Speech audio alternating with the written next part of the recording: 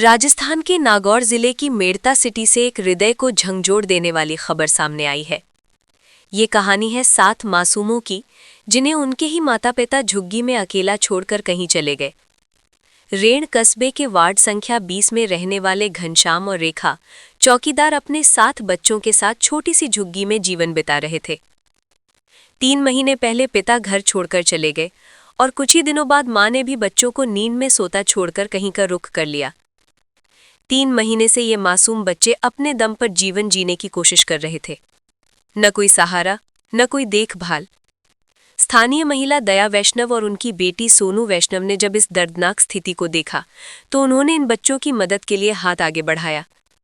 सर्द रातों में उन्होंने बच्चों को ऊनी कपड़े दिए और कई समाज सेवियों ने भी मदद की पहल की। इंदिरा रसोई की मदद से अब बच्चों को दोनों वक्त का भोजन मिल रहा है। जब ग्रामीणों ने संवेदनशील मामला देखा तो तुरंत प्रशासन और बाल कल्याण समिति को सूचना दी गई। सूचना मिलते ही बाल कल्याण समिति के अध्यक्ष डॉक्टर मनोज सोनी और मेड़ता विधायक लक्ष्मण राम कलरू मौके पर पहुंचे। उन्होंने बच्चों की स्थिति देखी और उनके स्वास्थ्य की जांच करवाई। एक बच्चे के सिर पर गंभीर चोट थी, जिसका इलाज रेण CHC में किया गया। इसके बाद सभी बच्चों को एम्बुलेंस के जरिए नागौर भेजा गया, जहां 3 बच्चों को राजकीय शिशु गृह और 2 बालिकाओं को वन स्टॉप सेंटर में भेजा गया। ये घटना सवाल खड़ा करती है, क्या ये निष्ठुरता थी या मजबूरी?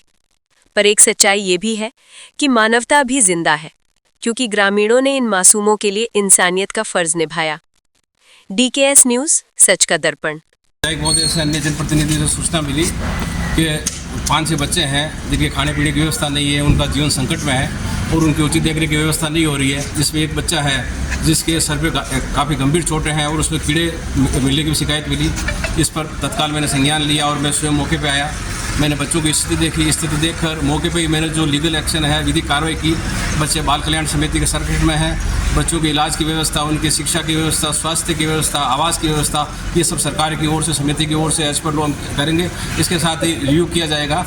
फिलहाल बच्चों को कहाँ कैसे क्या भेजा जा रहा है, आगे की क्या कार्रवाई है? सभी 5 बच्चों को हमने बाल कल्याण समिति ने संरक्षण में लिया है, जिसमें जो शिशु है 3, उसको हमने राजकीय शिशु गृह नागौर में आवासित कराया है। अन्य 2 बालिकाएं हैं, उनको हमने वन स्टॉप सखी सेंटर आवासित कराया है। इसके साथ ही इस पूरे मामले को हम सामाजिक जांच रिपोर्ट तलब करेंगे। इसके आधार पर जो आगे कार्रवाई है एज पर लो हम करेंगे।